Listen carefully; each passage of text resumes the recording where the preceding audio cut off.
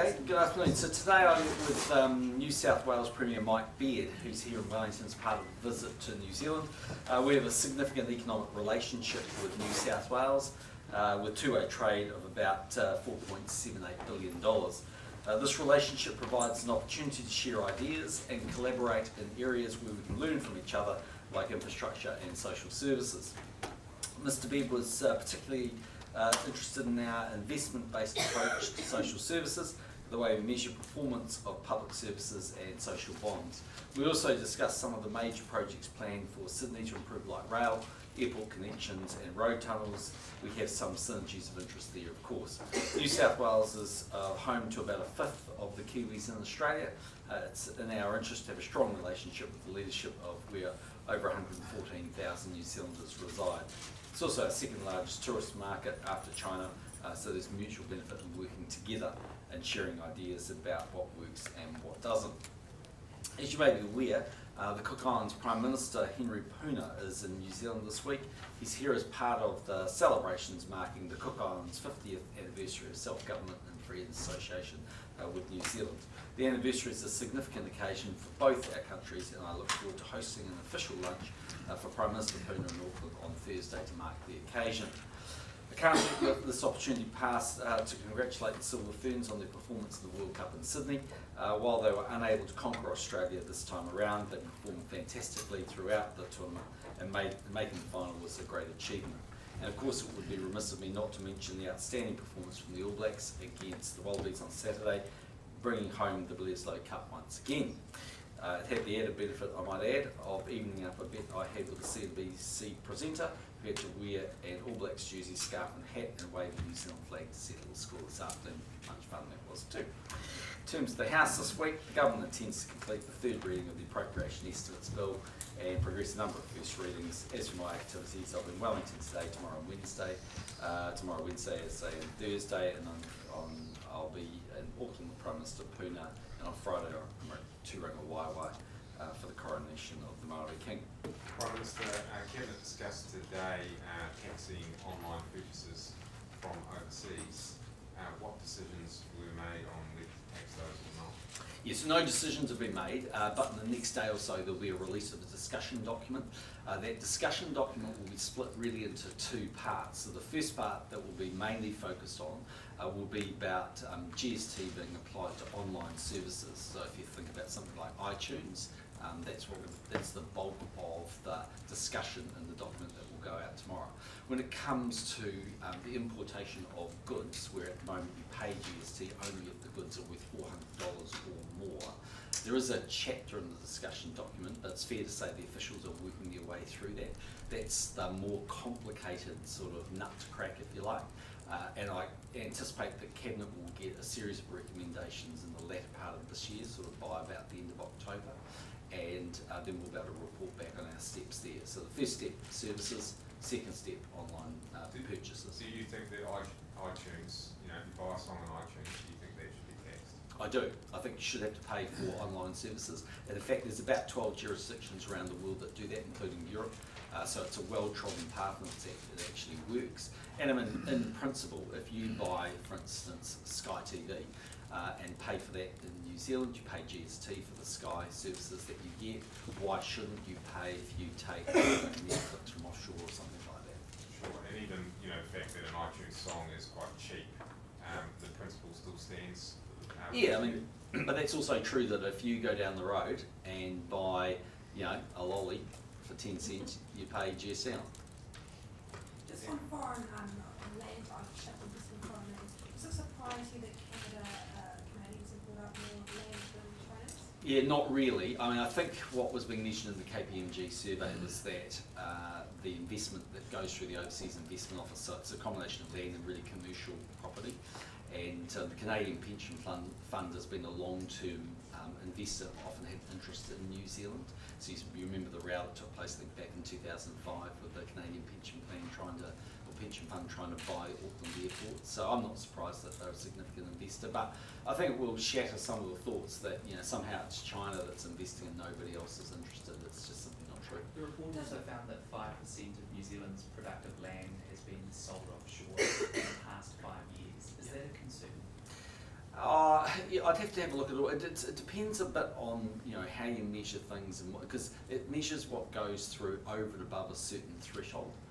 So there's it doesn't measure absolutely everything. There's a lot of land that's sold domestically. It doesn't measure when a foreign owner owns land and then sells it back to a New Zealander. So it's not a complete picture of raw data. But just to put that question another way, are you concerned that too much farmland, New Zealand farmland, is heading into offshore hands? Not at the moment. I don't think it's alarming. I think what you're seeing at the moment is some purchases going offshore, but not an uncontrolled amount.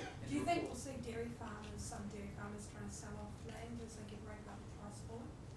They might do, but there's two schools of thought there. I mean, some people say when the exchange rate falls, it's more likely that you'll see a foreign buyer coming in because by definition that asset is cheaper for them.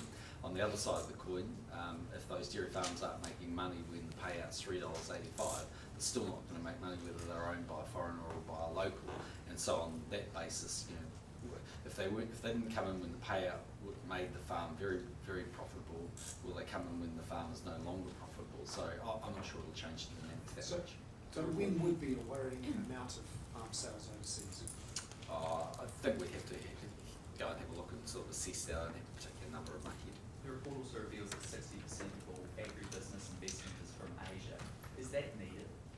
Yeah, well, I mean, I think it's a good thing when you're seeing some of these countries coming in and investing in the processing, for instance, in the value-added components. So if you think about people like Eli and Yashili, who have been investing in big dairy plants here in New Zealand out of China, they're investing hundreds of millions of dollars. They've got access through their own companies, obviously, or through the company, but access into the Chinese market distribution. So in a way, it's a good thing. It's investment in New Zealand that creates jobs in New Zealand, and it's sort of a long-term investment because they have the retail distribution into their home market.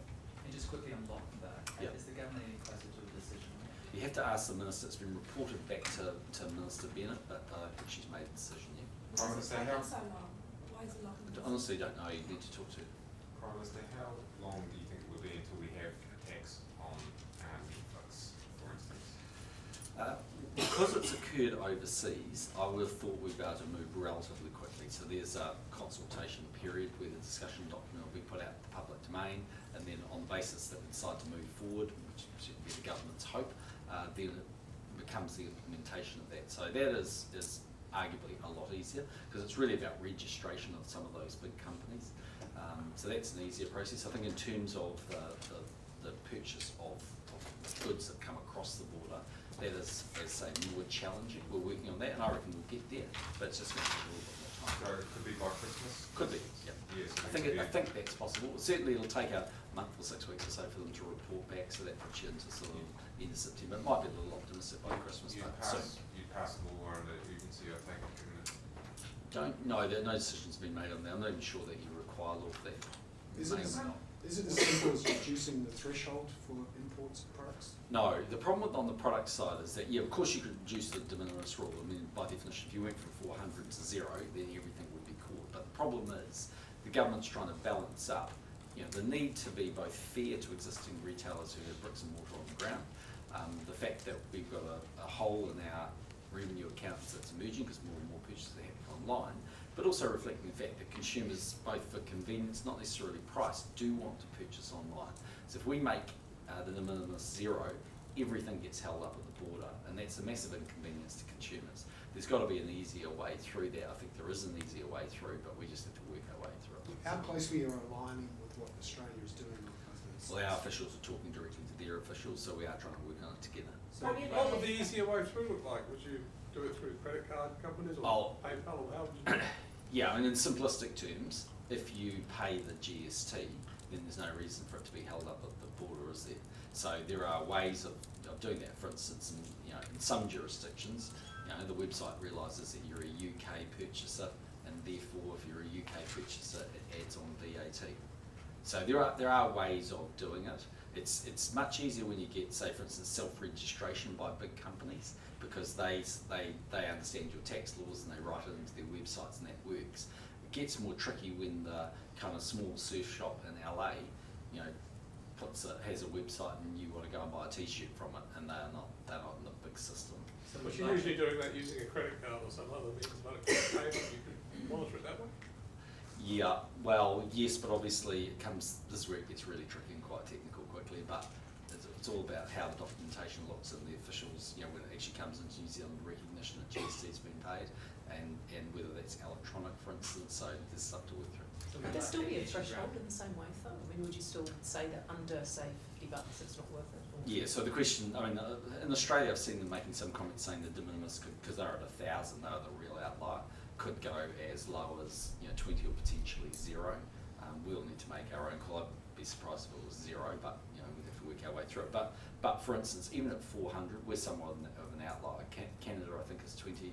European Union is much lower than us. I mean, most people are below New Zealand and Australia. What's your That's the personal key- view that's on the that? key Where do thing you think here, it should isn't go? it? Well, I probably want to talk to the officials about that, but something that means that the bulk of purchases are called bluntly, because I think I completely understand why people want to buy online. I actually support them buying online if they want to do that. I just think it should be even and fair with New Zealand retailers who have to pay GST and charge consumers that, who underpin New Zealand jobs, and everyone's all right with this as long as it's a level playing field. Yeah, but there's those two issues, isn't it? That you wouldn't need the $400 rule or bringing that down in terms of iTunes and Netflix, because they would register.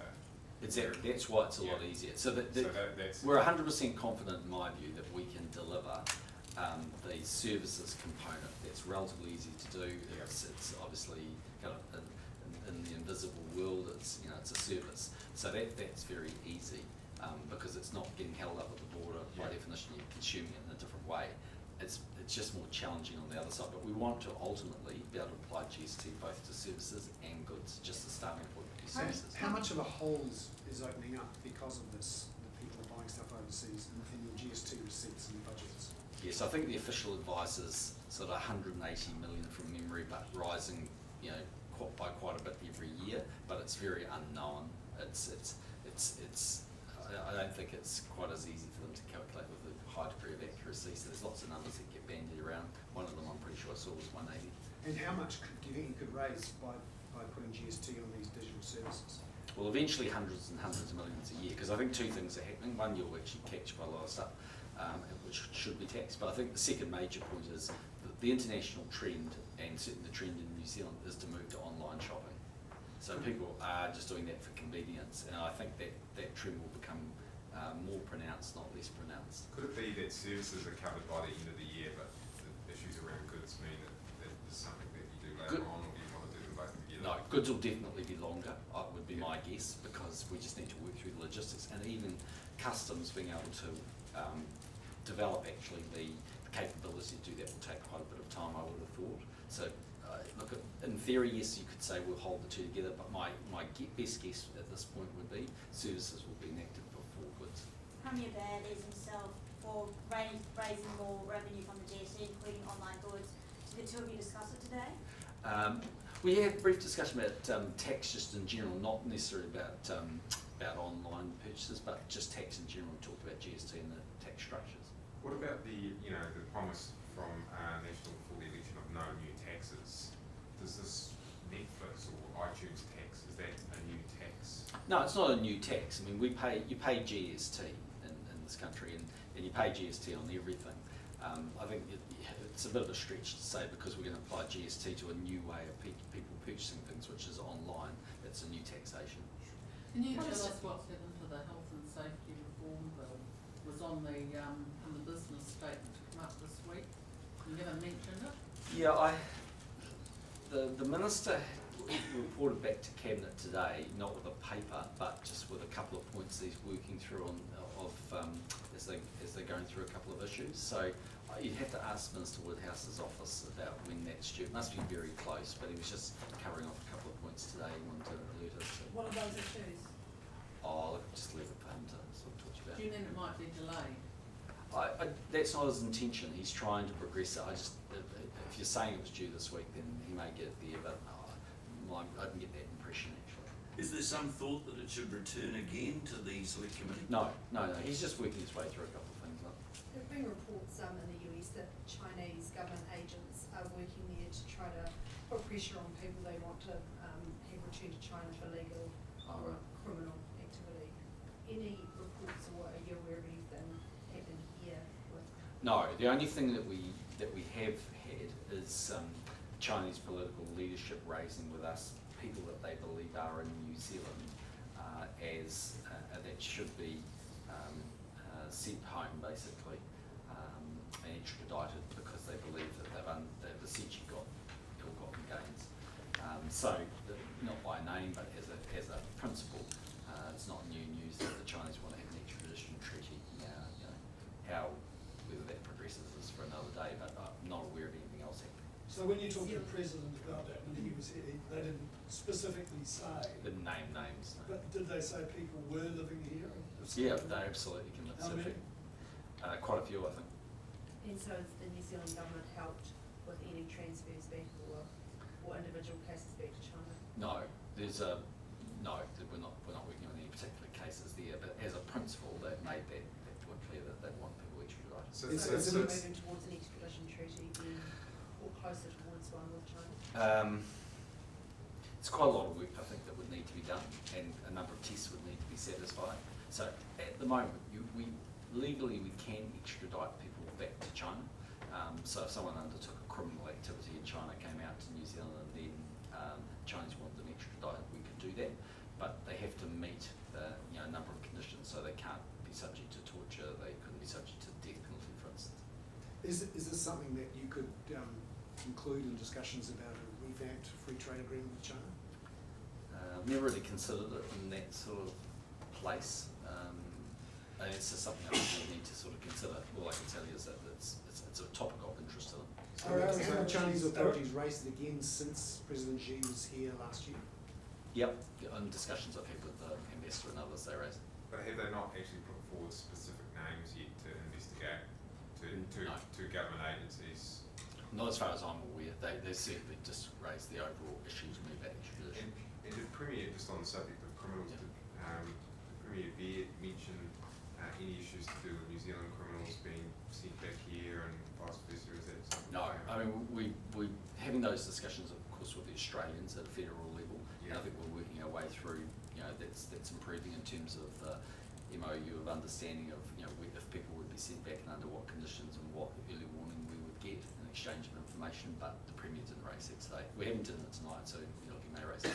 So, Prime Minister, our authorities aren't actively looking at any possible Chinese that may be living here at China.